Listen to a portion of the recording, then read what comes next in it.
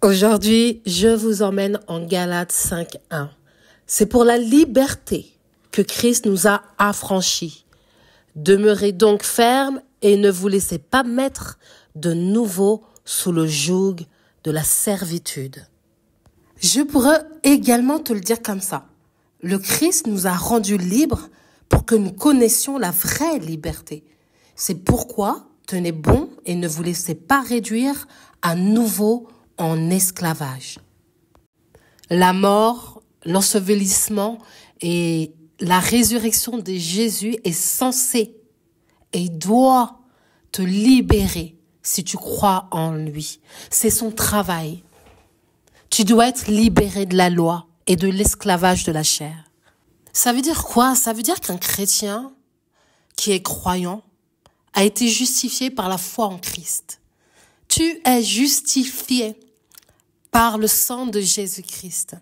Et donc, normalement, tu ne devrais pas vouloir chercher à te rendre juste, à te justifier pour tes péchés passés ou tes péchés présents, parce que tout a été justifié par le sang de Jésus-Christ. Si Jésus-Christ était libre de tout lien, ça veut dire que toi, par ricochet, également, il t'a rendu tel que lui, libre.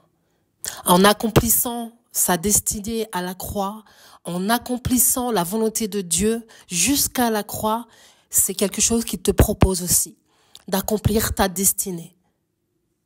Mais a-t-on compris qu'on a été affranchis réellement? Tu sais, ça me fait penser à cette époque de l'esclavage où nos ancêtres étaient dans les champs à cultiver le coton. Et puis, des gens se sont battus pour leur liberté. Et on a annoncé à ces esclaves qu'ils étaient libres, qu'ils n'appartenaient plus à un maître, qu'ils n'étaient plus la propriété d'un autre être humain, qu'ils n'étaient plus soumis à la volonté d'un autre être humain. Et imagine cette personne ayant été esclave pendant toute sa vie, depuis sa naissance. Et on lui annonce que c'est bon, il est libre, il peut partir. Mais que dans sa tête, il n'y a pas de réma. Tu sais, il n'y a pas... Quoi? Ça y est, c'est bon, je peux partir?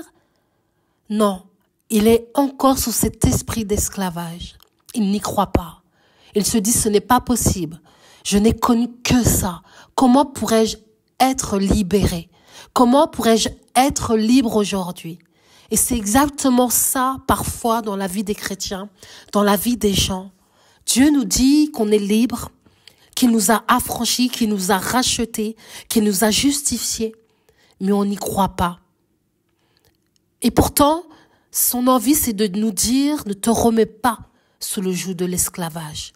Va, domine, assujettis et multiplie. Il est temps que tu te réveilles et que tu comprennes que tu as été affranchi.